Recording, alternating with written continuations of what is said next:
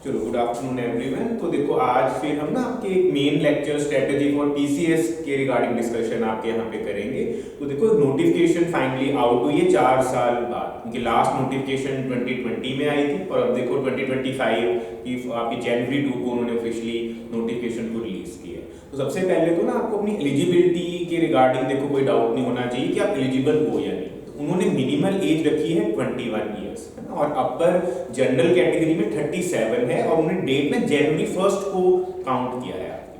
तो इसका मतलब अगर आप उस एज ब्रैकेट में फॉल कर रहे हो, अगर आपकी गवर्नमेंट सर्विस है, फिर 5 ईयर की रिलैक्सेशन है और फिर उसके अकॉर्डिंगली आपको अपने फॉर्म को फिल करना है। ग्रेजुएशन डिग्री आपके चाहिए तो उनको ना वो आपके पास मोस्ट लाइकली होती ही है।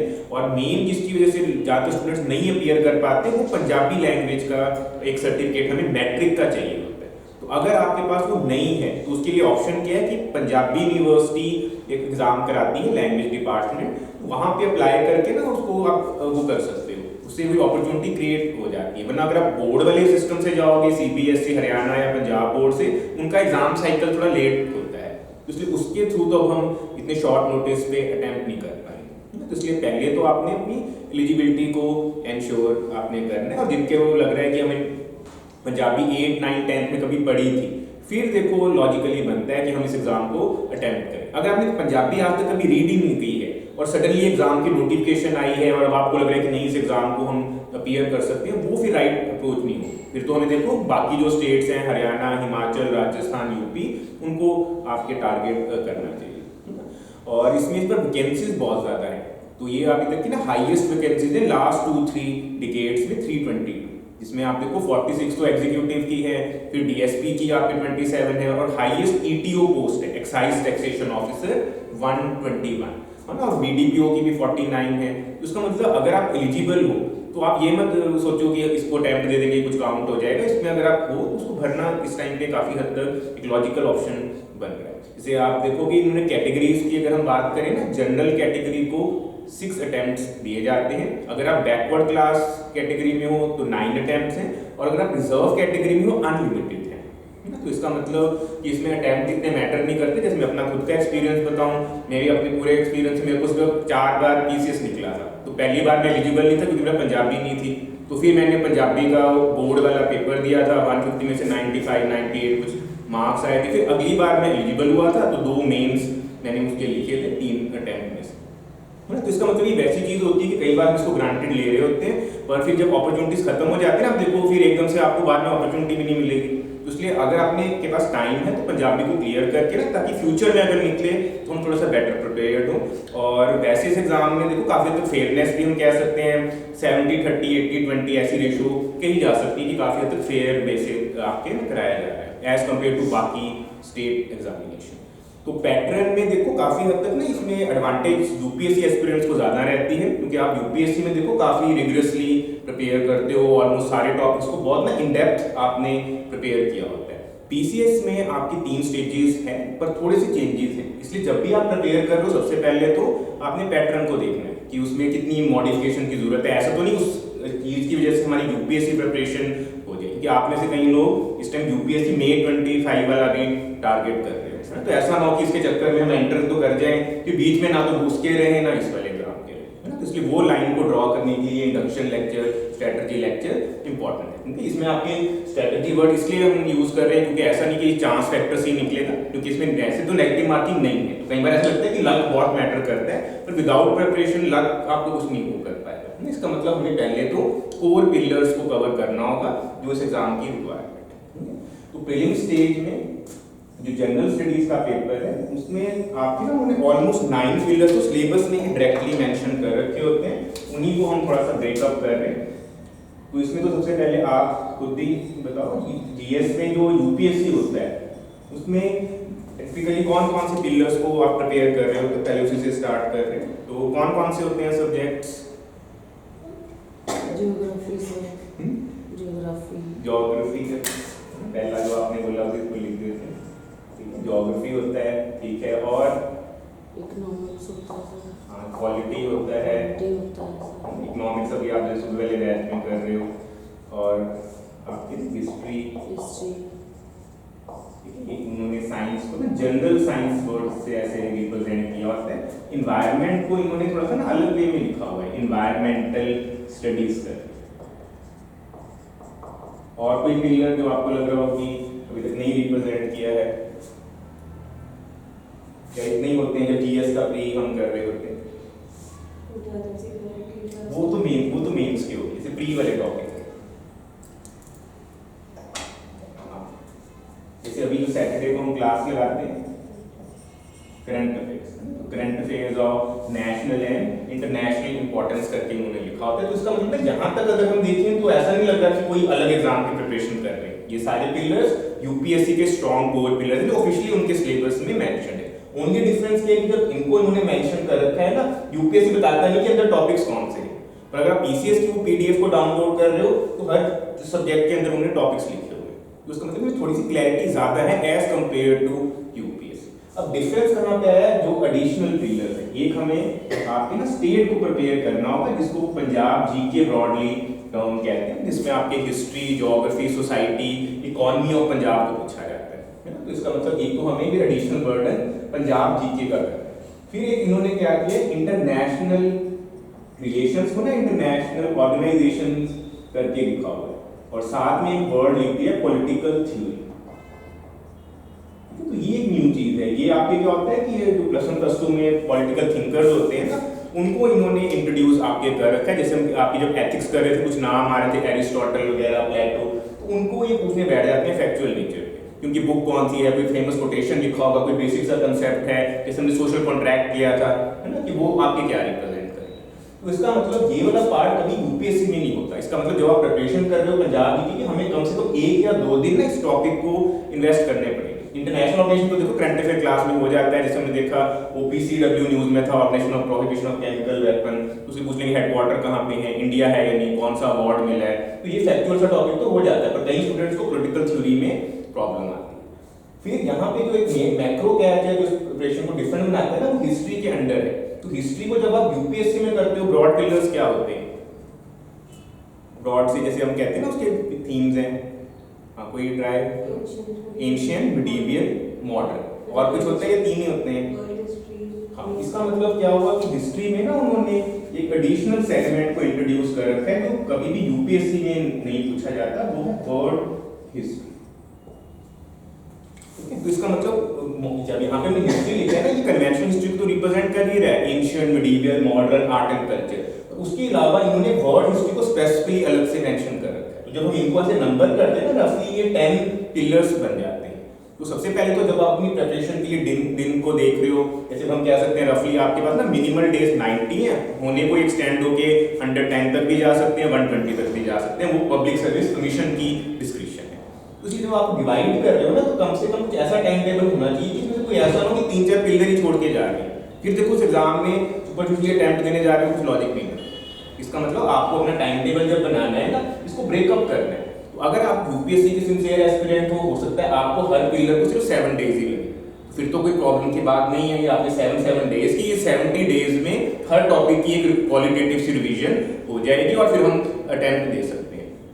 पर अगर आपको लग रहा है कि नहीं, इनमें से कुछ टॉपिक्स तो मैंने आज तक कभी रीड ही नहीं की, है ना, तो फिर आपको देखो फिर इसका टाइम टेबल थोड़ा सा अपना वो करना है। फिर आप क्या कर सकते हो, जो टॉपिक्स हो गए उनको सिर्फ 7 डेज दो, पर जो बिल्कुल ही नहीं हुए फिर हमें उनमें 3 डेज ऐड करने पड़ेंगे।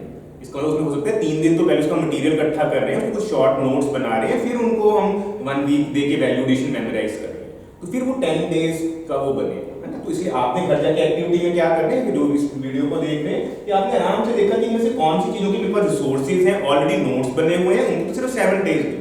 पर जिस टॉपिक का आपको लग रहा है मैं कभी शुरू भी नहीं किया उस चीज को, जैसे आपके केस में क्या हो सकता है, पंजाब जीत के ऑलमोस्ट 0 से शुरू हुई, है ना, क्योंकि इसका तो कोई लेक्चर भी नहीं हुआ, ना कोई आपने प्रिपरेशन की, तो इसका कोई। और इस बार जब उन्होंने अनाउंस किया ना नोटिफिकेशन, तो मेंस और प्री दोनों में उन्होंने बोला है कि special emphasis will be given on Punjab history, geography, culture. तो इसलिए आप एक्सपेक्ट कर सकते हो कि जब उन्होंने 100 क्वेश्चन इस पेपर में डालने हैं, तो कम से कम 10 to 15 पंजाब जीके में हो सकते हैं, है ना। वरना पुरानी ईयर में देखोगे 8 to 10 आते थे, पर इस बार जब उन्होंने इतना एम्फेसिस दिया है तो हम एज्यूम कर सकते हैं 10 to 15 के अलावा 20 भी आ जाए, क्योंकि हिमाचल एक ऐसी स्टेट है वहां तो 1/3 पेपर आता है। राजस्थान में तो ऑलमोस्ट आपके 2/3 पेपर भी कई बार आ जाता है। वरना यूपी का देखो 0 क्वेश्चन आता है, उत्तर प्रदेश का, है ना। इसमें हर एक की अपनी डिस्क्रिप्शन होती है। हरियाणा की हम बात करें वो सिर्फ 3-4 ही क्वेश्चन डालते हैं अपनी स्टेट के, है ना। तो इसका मतलब जब ऐसी चीज हो जाती है ना, तो हमें कम से कम इसको पिलर की तरह ट्रीट करना। और वैसे आप देखो जब ये 10 बन रहे हैं आपके, तो इसमें आपको 10 भी क्वेश्चन, हर सेक्शन तो वैसे लॉजिकली बन रहे हैं। 10 करंट अफेयर डाल दिए, 10 इन्वायरमेंट के डाल दिए, उससे बैलेंस पेपर बन जाएगा। तो कभी भी बैलेंस पेपर ना रियल पेपर में नहीं आता, कोई ना कोई सेक्शन 15-16 क्वेश्चन वाले होंगे, कुछ 8-8, 9, 5 क्वेश्चन के भी, ठीक है। इसलिए आपको सबसे पहले तो अपनी स्ट्रेटजी में डेज को डिवोट करना, तो स्टिक करना है। इसका मतलब इसमें से जो ये लेंथी टॉपिक्स है ना, इनको हमें देना पड़ेगा वो टाइम आपके ज्यादा। हो सकता है कोई टॉपिक इन्वायरमेंट है आपका, अगर स्ट्रॉन्ग है, बहुत पहले से कवर हुआ पड़ा है, उसको क्या आपको 3-4 दिन ही लगे। पॉल्यूशन, बायोडाइवर्सिटी, ग्रीन इनिशिएटिव से तो ब्रॉडली हमें करने, तो अपना टाइम टेबल बना के ना उसमें टिक लगाना शुरू करो। और वो टाइम टेबल ऐसा मत कि यूपीएससी के साथ कोइंसाइड कर रहा हो। ऐसा ना हो जब यूपीएससी की डेट May 25 आ रही है, आप पंजाब जीके लेके बैठे हुए हो, क्योंकि उस टाइम को पिंच करेगा थोड़ा सा कि हम एंड मोमेंट पे हम पंजाब जीके क्यों कर रहे हैं जब May 25 तो आने वाली है ना। तो इसका मतलब जो ऐसे अनकन्वेंशनल टॉपिक्स हैं उनको कोशिश करो जनवरी में ही कर दिया, क्योंकि कई लोग जो आपके बार-बार अटेम्प्ट देते हैं ना यूपीएससी के, वो तो मार्च से शुरू करते हैं, कई बार कुछ फेब से करते हैं। इसलिए हमारे पास वो मेंस की प्रिपरेशन कर रहे होते हैं जनवरी तक, इसलिए हमारे पास वो विंडो है कि हम थोड़ा सा एक्सपेरिमेंट करना ही है, जैसे अनकन्वेंशनल टॉपिक्स को जनवरी में ही करके हम वाइंड अप करें, ताकि जब हम फरवरी में रिवीजन कर रहे हैं तो हमारी वो जीएस के साथ अलाइन हो जाए। इसलिए हमारी जो टेस्ट सीरीज है वो फेब में ही इसके साथ सिंक्रोनाइज हम यूपीएससी वाली कर देंगे, ताकि आपको दोनों में सिमिलर सी एक वीक में एडवांटेज मिलती है ना। तो इसमें आपको देखो जो न्यू टॉपिक्स है ना, इसकी बुक्स अगर बात करें तो पंजाब की एक कन्वेंशनल बुक जो चल रही है वो एक साडा पंजाब करके होती है मुनीष जिंदल की। वो पुरानी टाइम से उसमें से क्वेश्चन आते रहते थे। वो अलग बात है जब से उन्होंने इंस्टीट्यूट खोला था मास्टर नुक करके, तब से ना एग्जाम में क्वेश्चन नहीं आ रहे, क्योंकि किसी कोचिंग इंस्टीट्यूट को वैसे कभी भी पब्लिक सर्विस कमीशन प्रमोट नहीं कर सकता। पर फिर भी आप कह सकते हो कि हमें जो बेस बिल्ड करना है मैक्रो टॉपिक्स का, उसमें वो चल जाएगी यार। वर्ल्ड हिस्ट्री के लिए जो इनके क्वेश्चन है काफी इन डेप्थ आते हैं, उसमें आपको नॉर्मन एंड लो करके एक बुक होती है, तो वो बड़ी हैवी बुक है, वो यूपीएससी में बहुत काम आती है। पर अगर आपको लग रहा है कि एग्जाम आपने यूपीएससी नहीं देना है, आप सिर्फ स्टेट को ही देना चाहते हो, फिर कोई हार्म नहीं, मैसेज एक्सपेरिमेंट्स अभी से कर ले, ताकि यूपीएससी में भी हेल्प मिल जाए और इस वाले पेपर में भी एक रिलायबल मिल जाए। क्योंकि ये वर्ल्ड हिस्ट्री में आप कैच ले सकते हो, यूपीएससी एस्पिरेंट तो वर्ल्ड हिस्ट्री को प्री की तरह करते ही नहीं, इसलिए आपने अगर उनको बीट करना है तो ये वन ऑफ द सेक्शन है आपके। और सिमिलर वे में ये पॉलिटिकल थ्योरी इंटरनेशनल ऑर्गेनाइजेशन हो सकता है। फिर करंट अफेयर्स की बात करें ना, तो यूपीएससी में कितने हमें टाइमलाइन कवर करना होता है, जैसे जो टॉपिक्स होते हैं 1 ईयर मिनिमम करना ही करना है। जैसे हम कहें May to May, पर कई बार उसमें 1.5 साल भी कर लो ना तो हमारी एज सी बन जाती है। पर यहाँ पे ऐसा नहीं है, स्टेट एग्जाम्स में जो करंट अफेयर है वो सिर्फ 6 मंथ्स के हमें वो क्वालिटेटिवली पूछते हैं। इसका मतलब जैसे नोटिफिकेशन आउट हुई है तो आपकी जनवरी से लेके अप्रैल की जो टाइमलाइन है, इसका मतलब अभी से जो आप करंट अफेयर क्लास लगाओगे अप्रैल तक, वो वैसे ज्यादा पूछी जाएगी। तो इसका मतलब करंट अफेयर का ज्यादा प्रेशर नहीं पड़ेगा, बिल्कुल फ्रेश क्वेश्चंस आएंगे होपफुली मार्च या फेब वाले। तो इसका मतलब एक ही मंथ की वो सारे एक साथ बम्बार्ड कर देते हैं जो पीसीएस की पुरानी हिस्ट्री रही है, और ये एंड तक करते हैं। क्योंकि वो पेपर आपकी लास्ट डे 2-3 दिन पहले ही प्रिंट कर रहे होते हैं ना, तो आपको इमीडिएट से भी करंट अफेयर दिखेंगे। जो एक हफ्ते पहले करंट अफेयर चल रहा होगा ना, उसी दिन दिख जाएगा।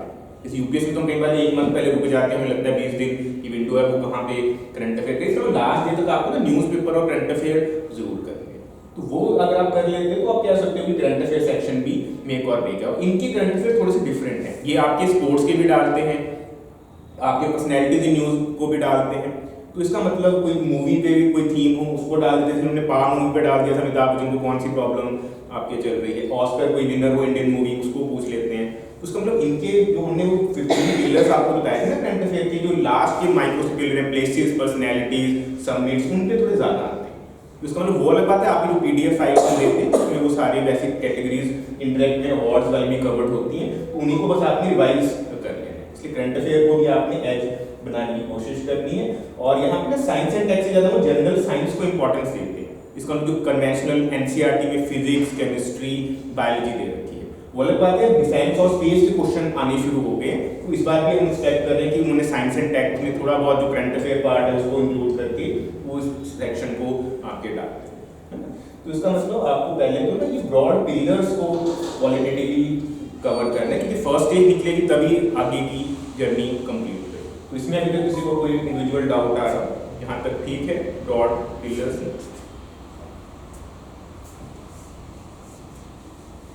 उसके बाद देखो जो सेकंड पेपर होगा आपकी आफ्टरनून शिफ्ट में, उसको आपकी सीसेट की टर्म इन्होंने दी है जो यूपीएससी में होती है, इसकी आपको फुल फॉर्म बताइए, सिविल सर्विस एप्टीट्यूड टेस्ट। तो इसमें वो ब्रॉड टेस्ट क्या करना चाहते हैं कि आपका राइट टेम्परमेंट है ये ऑफिसर वाला कि, और इनडायरेक्ट वे में इसमें मैक्रो चेंज क्या हुआ है कि जो सीसेट होता था इससे पहले जो 3 पीसीएस हुए थे उसमें उसमें मार्क्स काउंट होते थे, तो उसमें देखा गया था सिर्फ इंजीनियर्स ही ज्यादातर निकाल रहे थे, ऑलमोस्ट आप कह सकते हो 85% जो सिलेक्शन हो रही थी वो इंजीनियर्स की थी आपकी। तो इसकी वजह से काफी यूएन कराई हुई थी, यूपीएससी में इसको क्वालिफाइंग बना रखा है, आपने मेरिट क्यों रखा हुआ है, क्योंकि इसमें तब ना जीएस में तो सबके एवरेज से मार्क्स आते थे, सीसेट में 200 में से कई स्टूडेंट्स 180 भी ले लेते थे, 170 की नेगेटिव मार्किंग नहीं है। तो इसकी वजह से अब आपके बारे में चेंज किया हुआ है कि क्वालिफाइंग हो गए, इसका मतलब अब आपको मिनिमल मार्क्स स्कोर करने जो कंपैरेटिवली थोड़े से हायर एंड पे है। जैसे यूपीएससी में सीसेट की क्वालिफाइंग परसेंटेज कितनी होती है, हाँ, पर यहाँ पे इन्होंने क्या की है उसको थोड़ा सा बढ़ा दिया 40%। तो ये ना सिंबॉलिक है, क्योंकि इनडायरेक्ट वे में देखो नेगेटिव मार्किंग नहीं है, जैसे मान लो आपको 8-7 क्वेश्चन नहीं भी आते थे, आप उसमें कुछ भी मार्क करके आ रहे हो तो इसलिए जंप तो करेगी, इसका मतलब 40 एक लॉजिकल चीज है, ये ऑलमोस्ट इक्विवेलेंट ही रहा है 33 का। और इसमें आपके थोड़े से चेंजेस क्या होते हैं कि मेनली ना ये पंजाबी कॉम्प्रीहेंशन को डाल देते हैं, और उसके अलावा तो ब्रॉड पिलर्स वही रहेगी, इंग्लिश कॉम्प्रीहेंशन है आपके, वही 10th लेवल का मैथमेटिक्स है, फिर वही रीजनिंग जो आपके होती है, प्रॉब्लम सॉल्विंग, डिसीजन मेकिंग जिसको वो टर्म दे रहे होते हैं। तो इसका मतलब कि मोर और लेस यूपीएससी का ही है, बस ओनली एडिशन चीज क्या है पंजाबी लैंग्वेज। उसमें क्या होगा, थोड़े से कॉम्प्रीहेंशंस दिए होते हैं शॉर्ट से, उसी में आंसर होता है, और थोड़े बहुत उन्होंने स्पेलिंग्स दे रखे होते हैं, करेक्ट स्पेलिंग कौन सी है, एंटोनिम सिनोनिम टाइप दे देंगे, या फिर कोई अखान मुहावरे को लिख के ना कि उसका इम्प्लाइड मीनिंग क्या है। तो 10th लेवल की ग्रामर की बुक को आप 2-3 डेज देना चाहो वो दे सकते हो, वरना ये वैसी चीज है कि तभी हम कह रहे हैं पंजाबी एक तो 10th में होनी चाहिए। अगर आप उसको ब्लफ कर भी लेते हो तो यहाँ पे फिर आप 5-6 क्वेश्चन में डिसएडवांटेज मिल जाएगा, है ना। तो इसका मतलब ये वैसी चीज है कि इसको अंडर एस्टिमेट नहीं किया था, पंजाबी मैटर करेगी, और इसको इसलिए रखा है कि एडमिनिस्ट्रेशन पंजाबी लैंग्वेज में रन होती है, इसलिए वो देखना चाहते हैं कि ऐसा ना हो कि पर्सन एंटर तो कर जाए वो किसी और पे डिपेंडेंट है ना, कि कम्युनिकेट ही नहीं कर पा रहा, ना एड्रेस कर पा रहा है क्वेरीज। तो इस वाले में आपके लिए ideal strategy RS Agarwal book को ही क्या कहा जाता है, क्योंकि काफी हद तक उन्हीं के क्वेश्चंस बार-बार इनके प्रीवियस में दिख रहे हैं, तो मैथ्स रीजनिंग, तो इसलिए आपने स्ट्रेटजी क्या रखनी है, अगर आप नॉन मेडिकल बैकग्राउंड के हो फिर तो मैथ्स रीजनिंग पे जोर लगाओ, अगर आप ह्यूमैनिटीज कॉमर्स मेडिकल बैकग्राउंड के हो तो पंजाबी लैंग्वेज इंग्लिश को कर लो और रीजनिंग का कॉम्बिनेशन बन जाता है ना। तो इसका मतलब क्वालिफाई हो गया, इतना ही मेक और ब्रेक नहीं रहेगा, पर ये भी नहीं है कि हम इसको बिल्कुल टाइम नहीं दे रहे, इसलिए कम से कम हर वीक में एक दिन आपका सीसेट का फेब से शुरू हो जाना चाहिए, है ना, क्वालिफाई करने के लिए इतना एफर्ट तो मैं डाल रहा हूं। इनडायरेक्ट में देखो यूपीएससी में भी हेल्प करेगा, कि यूपीएससी में लास्ट 2 ईयर से सीसेट थोड़ा टफ आ रहा है, उसका मतलब कम से कम हमें अपनी प्रिपरेशन का एक दिन सीसेट पे फेब से प्रॉफिटेबली लगाना शुरू करते हैं, है ना। तो ये आपकी एक लाइट पेपर है, पर इसको अंडर एस्टिमेट नहीं, क्योंकि कई बार पूरी प्रिपरेशन मेस्ड अप हो जाती है यूपीएससी में। स्टेट में ये फर्स्ट टाइम होएगा तो भी देखते हैं किस लेवल का पेपर डालते हैं, तो इसकी वजह से सीसेट को भी आपने एक वीक में एक दिन मिनिमल जरूर, ठीक है। फिर ये वाला जो एग्जाम की साइकिल है अप्रैल के हम मान के चल रहे हैं मिड में आपके कंप्लीट हो जाएगी, फिर आपके क्या होगा, ये आपको ऑफिशियल आंसर की रिलीज करते हैं और आपको ना ऑब्जेक्शंस का भी टाइम देते हैं कि आपको कोई आंसर सेटिस्फाइड नहीं लग रहा आप उसको कर सकते हो, और फिर उसमें 2 वीक्स या 3 वीक्स में रिजल्ट स्पॉन्टेनियसली आपके आ जाता है और काफी ज्यादा वो क्लैरिटी मिल जाती है। इसका मतलब अगर ये स्मूथली हुआ हो सकता है यूपीएससी प्रीलिम से पहले ही 1-2 दिन पहले इसका रिजल्ट आपके सामने होगा, है ना। तो अगर वो हो जाता है देखो मॉरल बूस्टिंग सी एक्टिविटी हो जाती है, हमें लगता है कि देखो हम ठीक ट्रैक में, कम से कम एक स्टेट में तो हम जो आपके है उसमें हम आना शुरू हो गए ना। और अगर वो नेगेटिव जाता है थोड़ा सा डिमोरलाइजिंग भी होता है कि वो अलग बात है, ये राइट पिक्चर कभी नहीं दे सकता यूपीएससी, क्योंकि इसमें नेगेटिव मार्किंग नहीं है, थोड़ा बहुत एक्सीडेंटल ब्लफ कई बार चल जाएगा। मान लो आपके 70 क्वेश्चंस एक अच्छे कैंडिडेट ने प्रिपेयर कर रखे थे, एक ने बिल्कुल ही रैंडम किए थे, कई बार वो एक्सीडेंटली निकाल सकता है अगर नेचर फेवर है ना। इसलिए इस रिजल्ट को फिर से आपने पिंच ऑफ सॉल्ट से एक्सेप्ट करना होता है, इससे ज्यादा डिस्ट्रैक्ट नहीं होता, हो जाए अच्छी बात है, मॉरल बूस्टर नहीं हो रहा तो हमें यूपीएससी May 25 इमीडिएट आ जाए, इसका मतलब उसमें कोई वैसा पीरियड नहीं कि हम क्लिप कर रहे हैं वो कर रहे हैं, हमें मूव ऑन इमीडिएटली करना होगा, ठीक है। फिर आपके मेंस के लिए आपको ना 2.5 मंथ्स मिनिमम आपको प्रिपेयर करने के लिए देते हैं, और इसमें काफी मेजर चेंजेस हैं। तो यूपीएससी में देखो आपके ना काफी लैबोरेटरी सा पेपर होता है, रफली वो टेस्ट मैच की तरह ऑलमोस्ट 5 दिन आपके चल रहा होता है। उसमें क्या होता है, जीएस के 4 पेपर्स होते हैं, एसए का पेपर होता है, ऑप्शनल पेपर 2 होते हैं, और वो इंग्लिश और जो रीजनल लैंग्वेज है वो क्वालिफाइंग है ना। तो यहाँ पे ऐसा नहीं है, किसी ने देखा हो इनका सिलेबस में क्या है मेंस में, कि मेंस का इनका इतना कॉम्प्लिकेटेड नहीं है स्टेट का, पर वो है कि हरियाणा से तो देखो काफ़ी कॉम्प्लिकेटेड है। हरियाणा का तो सबसे सिंप्लीफाइड था, सिर्फ एक सिंगल जीएस पेपर था, एक सिंगल ऑप्शनल था और हिंदी इंग्लिश। तो यहाँ पे आपको ध्यान रखना है, उन्होंने जीएस को इम्पोर्टेंस दी है। जीएस को ना आपकी इन्होंने भी 4 टॉपिक्स में आपके डिवाइड किया है। तो जीएस 1 को आपने से किसने जब देखा हो, कौन से होते हैं ब्रॉड पिलर्स? इसका मतलब ना देखो 3 पिलर्स जो आपके उन्होंने फर्स्ट में रखे वो आपके वही है, हिस्ट्री, ज्योग्राफी, सोसाइटी। तो यहाँ पे बस ओनली आपके फंडामेंटल का चेंज किया कि उन्होंने जब वो लाइन बोली है ना कि special emphasis will be given on Punjab history GK, उसमें हर सेक्शन में 1/3 क्वेश्चन पंजाब पे रिवॉल्व करें। जैसे हिस्ट्री में क्या होगा कहेंगे कि महाराजा रंजीत सिंह की आपके टेन्योर को रिव्यू करो, क्रिटिकली एनालाइज करो कि वो क्या आपके सिग्निफाई कर रहा है, या फिर एंग्लो सिख वॉर्स है उनकी क्या रेमिफिकेशन। इसका मतलब जो Punjab history point of view से टॉपिक्स है, हिस्ट्री के कुछ क्वेश्चन उसमें आने लग जाएंगे। ज्योग्राफी में आपके क्या करेंगे कि पंजाब की सॉइल्स के बारे में बताओ, रिवर्स की टोपोग्राफी क्या है, या फिर आपके एसवाई कैनाल की ऊपर आपके क्या इशू हो सकते हैं। सोसाइटी में फार्मर सुसाइड कैसे हो सकते हैं आपके इश्यूज, या फिर कोई ड्रग की जो प्रॉब्लम चल रही है सोसाइटी में। तो इसका मतलब काफी हद तक उसमें पंजाब का एंगल वो करेगा। तो इसमें ना न्यूज़पेपर का थोड़ा सा रोल आपके आ जाता है। यूपीएससी में तो देखो हम जानते हैं ना द हिंदू या इंडियन एक्सप्रेस को कह रहे होते हैं। तो यहाँ पे आपको ध्यान रखना है कि ना यहाँ पे दी ट्रिब्यून और इंडियन एक्सप्रेस ज्यादा प्रेफर है। तो अगर आप इंडियन एक्सप्रेस कर रहे हो तो ज्यादा बेटर है, और आप ट्रिब्यून कर रहे हो वो भी चल जाएगा। हिंदू नहीं चल पाएगा क्योंकि हिंदू में क्या है कि रीजन का बेस किसका आता है, कर्नाटका, केरला, तमिलनाडु, वो साउथ का न्यूज़पेपर है। तो इसकी वजह से वो थोड़ा बहुत हमें ना पता नहीं क्योंकि एडिटोरियल थोड़े से हमें करने पड़ते हैं। फिर देखो जीएस जो पेपर 2 है उसमें भी काफी हद तक सिमिलैरिटी, किसी को आइडिया हो क्या होते हैं ब्रॉड पिलर्स पेपर 2? वर्ड थोड़ा सा, हाँ इसका मतलब देखो इसमें पहला वर्ड तो वही रहा जो अभी आपने बोला पॉलिटी, जिसके अंदर कॉन्स्टिट्यूशन आ जाता है। फिर देखो उन्होंने ना गवर्नेंस वर्ड को यूज किया होता है, और थर्ड में आपके वो आईआर वर्ड बोल रहे होते हैं जो इंटरनेशनल रिलेशंस को रिप्रेजेंट कर रहा है। तो इसलिए आपको ध्यान रखना है कि पॉलिटी गवर्नेंस तो आप यूपीएससी में कर रहे हो वही सेम यहाँ पे आएगी, इंटरनेशनल रिलेशंस भी आपके वही रहेगा। बस इसमें जब उन्होंने पंजाब एंगल इंसर्ट करना है वो टिपिकली इन 2 टॉपिक्स में ही ज्यादा करते हैं। तो इसका मतलब वो क्या करेंगे कि पंजाब की माय भागो स्कीम है, या फिर कहेंगे कि आपके मार्जिनलाइज सेक्शंस के लिए पंजाब गवर्नमेंट की इनिशिएटिव्स को लिस्ट करो। इसका मतलब इसमें कोई इकोनॉमिक सर्वे जो आता है ना पंजाब गवर्नमेंट का, इसमें स्कीम्स थोड़ी सी देखनी है, वुमेन के लिए क्या चल रही है, चिल्ड्रंस के लिए आपके क्या चल रहा है, और पॉलिटी में आपके चंडीगढ़ का जो इशू हो गया, या फिर कहीं पंजाब फॉर्म हुआ उसके पीछे स्टोरी को आप बताओ। तो कहने का मतलब इतना हार्डकोर नहीं है, पर फिर भी वो पूछने को आपसे पूछ सकते हैं। जब आप इनके प्रीवियस ईयर पेपर देखोगे ना इतना ज्यादा इम्प्रिंट दिखता नहीं है वैसे पंजाब का। तो इस बार उन्होंने क्योंकि बोला है कि हम पॉलिटी, हिस्ट्री, ज्योग्राफी करना है, तो इसलिए आप कह सकते हो कि 1-2 क्वेश्चंस तो इस टॉपिक पे आने को वो डाल सकते हैं। तो इसका मतलब यहाँ पे जो यूपीएससी प्रिपरेशन कर रहे हो ना उनको कुछ ज्यादा प्रॉब्लम नहीं आ रही है अडैप्ट करने में, क्योंकि ये तो आपने वैसे भी करनी थी चीजें, एक माइनर सा पंजाब एंगल इंसर्ट किए। थर्ड में थोड़ा सा डिफरेंस है। थर्ड में यूपीएससी में कौन से होते हैं broad pillars? Economics, environment, disaster management, international. जैसे ना यूपीएससी में देखो ब्रॉड पिलर्स अगर हमें 3 डिवाइड करने हो तो इकोनॉमिक्स बनता है, एक आपके बन जाता है साइंस इन्वायरमेंट, और फिर एक ना इंटरनल सिक्योरिटी लिखा होता है। तो यहाँ पे इन्होंने क्या किया, पहला और जो फाइनल कंपोनेंट है वो तो रिटेन किया, इकोनॉमी को भी इन्होंने रखा है, सिक्योरिटी इश्यूज को भी इन्होंने आपके इंपॉर्टेंट। डिफरेंस आपके ना थर्ड टॉपिक पे आ रहा है जिसको स्टैट्स आपके कहा है। तो स्टैट्स आपके टाइम का यूपीएससी में पुराने टाइम में मेंस में पूछा जाता था, उसकी अलग से स्पेक्ट्रम की बुक आती थी, वहां से इसको प्रिपेयर करना होता था। पर अब आपके टाइम में जो सीसेट इंट्रोड्यूस हुआ तब से यूपीएससी स्टैट्स को ड्रॉप कर दी, क्योंकि उनको लग रहा है कि इतना कोई मैक्रो फिगर नहीं, सीसेट में हम डाटा इंटरप्रिटेशन ग्राफिक्स को टेस्ट कर ही लेते हैं, तो क्यों हम मेंस में रखें। तो इसका मतलब यहाँ पे आपको स्टैट्स को भी थोड़ा टाइम देना होता है मेंस के टाइम। उसमें फिर बुक वही चलती है, स्पेक्ट्रम की बुक आती है, उसमें सॉल्ट एग्जाम्पल होते हैं, मीन, मीडियन, मोड, कोरिलेशन, वैसे बेसिक सी चीजें, टेबल्स को रिव्यू आपके करना। और इसमें ना मेक और ब्रेक हो सकता है, अगर आप इसको छोड़ के जा रहे हो तो ये पेपर में मार्क्स नहीं आएंगे। पर अगर आपका ये स्ट्रेंथ है, जैसे कई बार कॉमर्स के स्टूडेंट्स ह्यूमैनिटीज, मैथ्स और उन्हें कर रखा होता है, उनको एडवांटेज मिल जाती है कि हर एक चीज को प्लान करने का एक तरीका होता है ना, टेबल बनानी है, कैसे उसमें मार्जिन छोड़ने हैं, ग्राफ को कैसे यूज करना है ना। जैसे स्टैट्स आपने से किया है किसने?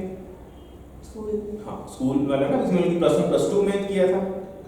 हाँ +1 +2 वाला करना पड़ता है। तो इसका मतलब इसमें फिर आपको एडवांटेज मिल सकती है। और इसमें आपकी कंपैरेटिव सीओटी में माइनर सा इशू डालने को डाल देंगे कि पंजाब में वो बीएसएफ का इशू हुआ था कि 50 किलोमीटर का उन्होंने वो कर दिया, या फिर ना इंटरनेशनल जो उस टाइम पे ड्रग के वो चलते हैं, तो इसका माइनर से एंगल्स पंजाब का सिक्योरिटी में वो आपके आ सकता है, वरना इकोनॉमी में वो पंजाब बजट और इकोनॉमिक सर्वे थोड़ा सा रोल प्ले करे। तो इसका मतलब इस पेपर में एक स्टैट्स का बर्डन आपको लेना होगा, पर प्रेफरेबली ये अब राइट टाइम नहीं कि अब स्टैट्स की बुक लेके बैठ गए। इसको मतलब आपको आराम से अप्रैल तक स्टैट्स को होल्ड पे रखने, जब प्री हो जाएगा रिजल्ट आएगा फिर हम 1 वीक स्टैट्स को आपके प्रिपेयर करेंगे, वरना इस टाइम पे ये एडवाइजेबल नहीं कि हम स्टैट्स को करें, क्योंकि इसका प्री में इतना कुछ ज़्यादा डिविडेंड नहीं मिलेगा। फिर देखो जीएस पेपर 4 में यूपीएससी में कौन सा टॉपिक होता है? एथिक्स। तो हमने उसमें देखा था कि बहुत सारे ब्रॉड पिलर्स थे, aptitude, emotional intelligence. Sir PCSC में इसमें है एथिक्स? नहीं, इसका मतलब उन्होंने कहा कि एथिक्स ओथिक्स का आपका सब्जेक्टिव सा फिनोमिना, इसको हम क्या करेंगे इंट्रोड्यूस करके। तो इसका मतलब इस यहाँ पे अगर आपने एथिक्स मॉड्यूल मिस भी कर दिया है तो वो उसका इतना फर्क नहीं पड़ेगा। इसका मतलब यहाँ पे उन्होंने सब्स्टिट्यूट किस पेपर से किया, जहाँ पे सेक्शन गायब हो गया था। यहाँ पे कौन सा सेक्शन गायब हो गया? Science and tech environment. तो इसका मतलब यहाँ पे आपको direct highest question science and tech ये दिखेगी, इसको जनरल साइंस से कंफ्यूज नहीं करना है।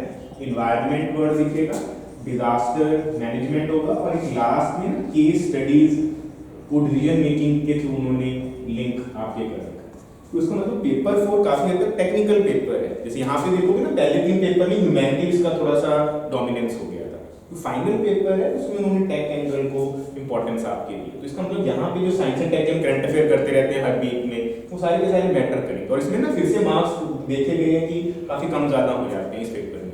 तो इसका एनवायरनमेंट तो काफी इजी सेक्शन है, वो तो वही पॉल्यूशन आएगा, बायोडाइवर्सिटी के इनिशिएटिव्स आएगा, पंजाब की ना वाटर प्रॉब्लम्स को डालेंगे, कि ऑलरेडी देखो वहाँ पे वो एक चल रहा है मोर्चा सा काली बहन रिवर वाला, है ना। तो इसकी वजह से एयर पोल्यूशन में स्टबल बर्निंग का टॉपिक आ जाएगा एज यूजुअल, जो अभी आपकी रिसेंटली हमने कवर किया भी था।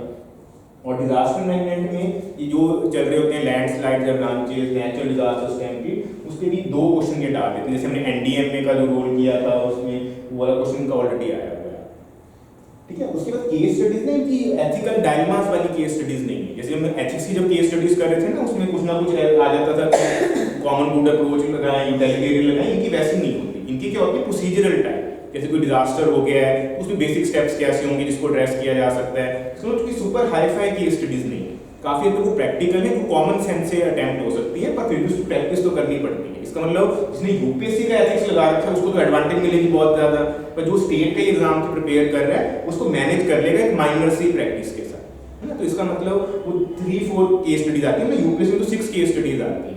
तो इसकी वजह से ये वाला पेपर स्कोरिंग पेपर बन सकता है, स्पेशली साइंस वाले स्टूडेंट्स के लिए, क्योंकि उनको थोड़ी सी एडवांटेज मिलेगी, साइंस एंड टेक के थोड़े टेक्निकल क्वेश्चंस वो आपके डाल देते हैं। तो इसका मतलब जब आप स्टेट के लिए प्रिपेयर कर रहे हो तो काफी हद तक बस एक माइनर एडिशन स्टैट्स बनाओ और पंजाब का सेक्शन।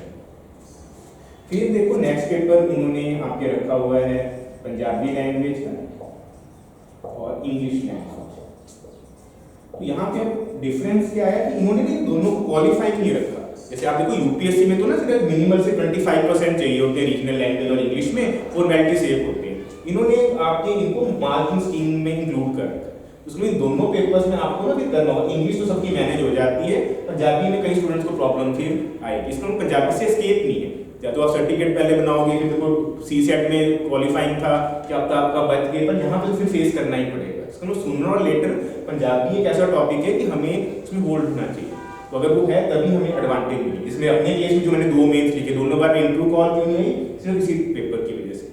तो उसमें मेरे उन्होंने आपके 45, 43 ऐसे कुछ मार्क्स दिए थे, पासिंग थे, पर अल्टीमेटली वो उससे भी डिफरेंस क्रिएट हो गया। मेंस की जो क्वालिफाइंग थी उसमें हम पहुंच ही नहीं पाए, क्योंकि इसमें सबके सेम से आ जाती है। मेरे इसमें हाईएस्ट थे साइंस एंड टेक, मेरा सब्जेक्ट ही होता है पढ़ाने वाला, है ना। तो इसका मतलब ये वाला पेपर को ना लाइटली नहीं ले सकते, उससे फिर वो स्टोरी रिपीट होती रहेगी अगर आप लैंग्वेज में भी। क्योंकि इंग्लिश में जो हमारी स्ट्रेंथ होती है उसमें मार्क्स नहीं आते, वो एवरेज से देते थे। 55 का एक ब्रैकेट सा बना रखा है, किसी किसी स्टूडेंट के पास 65, 70 आ जाते। पंजाबी में वो 75, 70, 80 भी दे देते हैं, और वही फिर वो परसेंट टॉप रैंक्स में दिख रहे होते हैं। तो इसका मतलब ये पंजाबी को आपने काफी सीरियसली लेना है, और इसमें आपको मेक और उसके बाद यूपीएससी में जो फर्स्ट पेपर होता है वो पंजाब ने भी रखा है एसए। तो एसए के पेपर में आपकी यूपीएससी का अगर आपने देखा हो कितने एसेज आते हैं? हाँ, सिर्फ 2 एसेज होते हैं, और उनको हमें 1.5 घंटे में टेक्निकली लिखना होता है, और उनकी मार्किंग काफी ज्यादा होती है, 250 मार्क्स। तो यहाँ पे आपको ध्यान रखना है कि ये मार्किंग चल रही है वो काफी तो यूपीएससी से इंस्पायर्ड ही रखी है इन्होंने, बस पंजाबी इंग्लिश को इन्होंने 100 कर दिया था। अब ऐसे को इन्होंने ना जीएस का लेवल नहीं दिया, जैसे यूपीएससी तो क्या करता है, इसको भी 250 का आपके बना रखा होता है, तो इन्होंने इसको 150 मार्क्स का आपके रखा है। तो कंपैरेटिवली इसका मतलब ऐसे कोई मेक और ब्रेक पेपर नहीं होगा, पर ये सप्लीमेंट जरूर करेगा, और इसमें थोड़ा सा आपको ना फिर से अडैप्ट करना पड़ेगा डिफरेंटली, क्योंकि यूपीएससी में तो देखो 2 एसेज आ रहे थे और चॉइसेस उसमें रफली सेक्शन ए बी करके ना 4 में से हर सेक्शन में से एक लिखना होता है। तो ये क्या करते हैं, ऑलमोस्ट 8 to 9 एसेज दे देते हैं और उनमें से ना आपको 3 एसेज को अटेम्प्ट करना होता है। तो इसका मतलब यहाँ पे आपको 1 घंटा मिलेगा एसे के, क्योंकि आपको 3 डिफरेंट एसेज करने हैं। अगर आप 2 सोच के जा रहे हो फिर तो वो रह ही जाएगा तीसरा एसे आपके, तो उसकी वजह से इसमें आपको राइटिंग स्टाइल थोड़ा सा डिफरेंट, वर्ड लिमिट को कम कर देते हैं। तो इसका मतलब काफी हद तक वर्ड लिमिट के हिसाब से तो दोनों पेपर इक्विवेलेंट है, पर यहाँ पे 3 को जब चूज करो तो माइंड थोड़ा कंफ्यूज होता है, और उसमें कभी भी आपको ना सेम एसेज नहीं चूज करना, मान लो एक वुमेन इश्यूज था, दूसरा भी आप जेंडर पे लिख रहे हो ना, थोड़ी सी डाइवर्सिटी दिखनी चाहिए, क्योंकि तभी वो मार्क्स आपको देंगे ना, रेपिटेटिव सा पेपर वो बन जाएगा। तो इसका मतलब इनके ऐसे में भी थोड़ा बहुत आपके लिए अच्छा। तो फिर आप देखो इस मार्क्स को जब आप ऐड कर रहे हो ना, रफली ये 1350 बन जाते हैं। फाइनल स्टेज फिर आपकी इंटरव्यू होएगी, जो आपके 3 मंथ्स मिनिमम लगा के चलो, जो आपके कंडक्ट की जाती है, और उसमें वो 150 का इंटरव्यू रख देते हैं। यूपीएससी से इंटरव्यू की मार्किंग स्कीम थोड़ी सी कम रखी गई है, हरियाणा वालों ने देखो सिर्फ 75 पे आ गया था, ताकि वो उनको लगता है कि इसको फेयर वे में कराएं और ज़्यादा कुछ इशू आपके क्रिएट ना, तो उस एंगल से फिर आपने ध्यान रखना है कि जब आपकी मेरिट डिसाइड होगी, तो ये सारे के सारे मेंस के पेपर और इंटरव्यू के होंगे, जो यूपीएससी में भी होगा। इसका मतलब इसमें और इसमें तो कोई स्पेसिफिक इतना बड़ा डिफरेंस आपके नहीं है। और फिर आपको जो अपनी प्लानिंग करनी है, हम यहीं तक कर पाते हैं कि ये तो देखो फिर चांस पे इनका इंटरव्यू बोर्ड थोड़ा सा बड़े वाला होता है, 8 to 9 मेंबर्स बैठे होते हैं। वो लग बात है 8 9 सारे क्वेश्चन नहीं पूछेंगे, 6 7 ही पूछते हैं, क्योंकि एक साइकोलॉजिस्ट होता है, एक पर्सन गवर्नमेंट ये आपके रहते हैं, तो उसका मतलब इतना ईजी नहीं। इंटरव्यू की भी आपको इन्वेस्ट करनी, कम से कम 2-3 मॉक्स दोगे तब जाके बेसिक कम्युनिकेशन स्किल और वो आपके ना एडिशन हमारी चीज बनता है। ठीक है, तो इसका मतलब जब आप प्रिपरेशन कर रहे हो, अगर आपके पास यही मेन पेपर है, फिर तो देखो आप मेंस के जो ऐसे टॉपिक्स हैं उनकी एज बनाना चाहो कुछ टाइम दे सकते हो, पर अगर आपको लग रहा है कि नहीं अभी मेरे को प्री को ही करना है और यूपीएससी का भी प्री मेरे को देना ही देना है, तो अभी मेंस के टॉपिक को हमें होल्ड पे रखना होगा, वो राइट टाइमिंग नहीं है आपकी, क्योंकि और इसमें सबसे अच्छी चीज क्या चीज गायब रही, इसका मतलब ऑप्शनली नहीं है।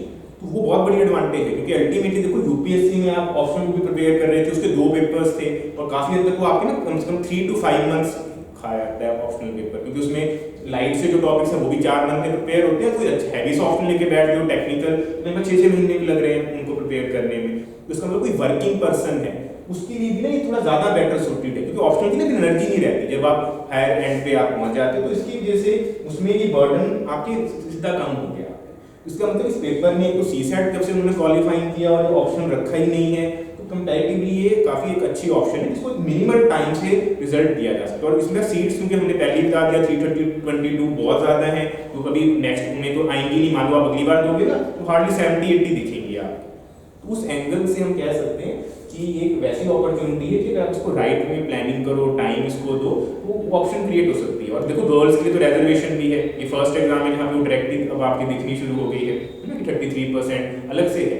उसमें जैसे राजस्थान में भी ये पहले से होती थी, उसमें कट ऑफ गर्ल्स की कम से कम 10-15 नंबर का डिफरेंस होता था आपकी, तो यहाँ पे भी वो हाईली एक्सपेक्टेड है कि आप एजुकेटेड हो और आपने प्रिपरेशन कर रखी है तो एडवांटेज मिल जाएगी, और नेगेटिव मार्किंग नहीं है तो हो सकता है आपके फेवर में भी आपके है ना। तो इसका मतलब ये वैसा एग्जाम है कि अगर आप एलिजिबल हो तो इसको मिस नहीं करना है ना। फीस इनकी नॉमिनली होती है 1500 इस बार, और हमारे टाइम पे 3000 चार्ज करते थे, तो काफी क्रिटिसिज्म हुआ था, अब जाके इन्होंने उसको थोड़ा सा रैशनलाइज आपके वो करते हैं। तो इसका मतलब अभी ये जब एग्जाम है ना यूपीएससी के टाइमलाइन के साथ कोइंसाइड कर रहा है, तो काफी चीजें आपके फेवर में वर्क करने लग जाएंगी। सबसे मेजर एडवांटेज क्या होगी कि जब आप इन सारी चीजों को अप्रैल की डेडलाइन लेके रिवाइज करोगे तो आपके पास ना 1 मंथ बचेगा यूपीएससी के उसमें। मान लो ये अप्रैल 23 को होता है संडे को, तो फिर आपके देखो मई 25 को पेपर है, तो इसका इरिस्पेक्टिव ऑफ जो भी रिजल्ट है वो आपके फेवर में आएगा, क्योंकि आपको कॉन्फिडेंस आ रही है कि मिस्टेक्स करके कि कहाँ पे कौन सा सेक्शन वीक था कौन सा नहीं था।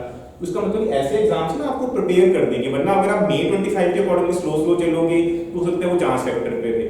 उसकी वजह से ना इस एग्जाम की जो रियल इंडिकेटर्स है वो आपकी रिवीजन को फास्ट ट्रैक करने में, ये ऑलमोस्ट रियल मॉक को रिप्रेजेंट करेगा, क्योंकि जहाँ पे मॉक्स होते हैं तो रैंडम छोटे से सैंपल साइज में हो रहे होते हैं, यहाँ पे आप पूरे एक स्टेट में कम्पीट करो, कम से कम 2 स्टेट्स के हरियाणा के थोड़े से कैंडिडेट्स आ जाएंगे, थोड़े बहुत हिमाचल का अगर कोई पंजाबी में वो आ जाएंगे।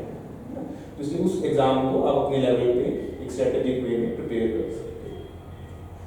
तो इसलिए आपको इसमें जो सेक्शंस वीक लग रहे हैं, एक तो उसका आप वो टाइम टेबल बनाना चाहो उसको बना सकते हो, और बाकी कोई स्पेसिफिक क्लासेस अगर हमारे पास सफिशिएंट स्टूडेंट्स हुए, क्योंकि हम अभी हरियाणा में बैठे हुए हैं, पंजाब जीके का इतना भी लॉजिक बनता नहीं है, तो इसकी वजह से फिर वो हम अकॉर्डिंगली उसके अरेंज कराएंगे। पर वैसी चीज़ें थी उसमें सेक्शंस को हमें मिस नहीं करना है, क्योंकि अगर सेक्शन मिस करके जा रहे हो फिर तो आप ना अपने आप को एक इक्वल चांस नहीं दे रहे हो। और इसमें पंजाब के जो पुराने स्टूडेंट्स हैं वो तो देखो इतने टाइम से वेट कर रहे हैं, कहीं ऐसे भी स्टूडेंट्स हैं 3-3 साल से इसी एग्जाम की वेट कर रहे थे, और कहीं यूपीएससी का जिनका फाइनल अटेम्प्ट हुआ होता है वो भी वेट कर रहे होते हैं कि देखो कहीं ना कहीं तो हम एडजस्ट हो जाएं।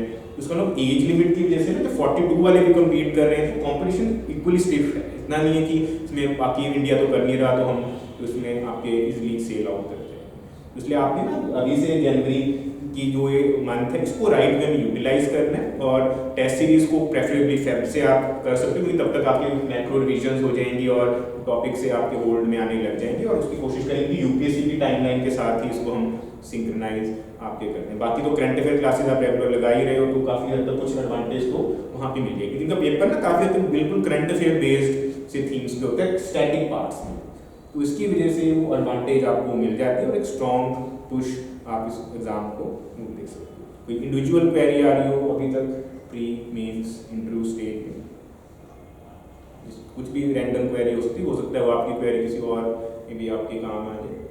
कमीशन का क्या होता है, तो रिमेन की आपके 33% ऐसे ना, जैसे कि आपके सीट पंजाब वाली, उसमें डोमिसाइल भी थोड़ा सा होना चाहिए ना, तो इसका मतलब आपको उसमें अगर बहुत ज़्यादा मार्क्स है तो एक आधी सीट आपकी मेल वाले में भी आपकी आएगी, हो सकता है वो अलग से आपकी कट ऑफ अगर 2 चल रही हो ना एडवांटेज में वर्क कर जाए। क्योंकि राजस्थान में जब ऐसा होता है बॉयज़ की जब कट ऑफ दिखाते हैं वो कुछ एक्स दिख रही होती है, वो गर्ल्स की ना 10-15 नंबर कम चल रही होती है, तो इसका मतलब आपको वो कैटेगरी की एडवांटेज मिलनी शुरू हो जाएगी। पर पंजाब वाली अगर आप आउटसाइडर हो फिर तो देखो वो आप जनरल मेल में ही आप कम्पीट करो, तो एक्स सर्विसमैन ऐसे मतलब बहुत सारी रिजर्वेशन है, स्पोर्ट्स पर्सन की होती है, एक्स सर्विसमैन की होती है, मतलब कि ये एक वैसा एग्जाम है इसमें माइक्रो रिजर्वेशन जो हम करंट में टॉपिक करते हैं, कोटा होते हैं कास्ट के भी अलग अलग, वो इसमें पंजाब में ऑपरेट करता है। तो उसको देखने को जैसे हम कहें ना 322 सीट्स हैं, पर अगर वैसे आप देखो जनरल कैटेगरी में वो 100 के अराउंड बन रही है आपके, बाकी तो वो रिजर्वेशन में आपके हो जाते हैं। तो इस एग्जाम में आप इन चीज़ों का ब्रॉडली ना वो स्ट्रक्चर ध्यान को रख सकते हो। और प्रीवियस ईयर पेपर्स भी जैसे अगर आप टाटा पंजाब बुक लोगे या कोई और ऐसे पंजाब की बुक लोगे उसमें वो पीछे दे रखे हैं, पर वो आपकी ना बेंच मार्क नहीं है, क्योंकि एग्जाम इवॉल्व कर रहा है। आप पिछला पीसीएस देखोगे ना यूपीएससी जितना टफ था, तो इसका मतलब अब वो पुराने पेपर्स इतने ज़्यादा हेल्प नहीं करेंगे, इसलिए अगर आप उसको नहीं भी कर रहे हो इतना कुछ ऊपर नीचे नहीं होगा आपके। पर लास्ट पेपर को जरूर देख लें ताकि थोड़ा सा ट्रेंड पता चल जाए कि इसमें फैक्चुअल वन लाइनर नहीं आएंगे, जैसे कि हम यूपी का पेपर करंट देखते हैं, बिहार का उसमें ना सिंगल लाइनर वन वर्ड वाले आ जाते हैं, इनका लेवल थोड़ा सा हायर वाला है, इसलिए यूपीएससी टाइप प्रिपरेशन ये एग्जाम डिमांड आपके करेगा। ठीक है, तो अभी हम आपके जो क्यूएनए सेशन है उसको हम रिकॉर्डिंग के थ्रू करके कर लेते हैं।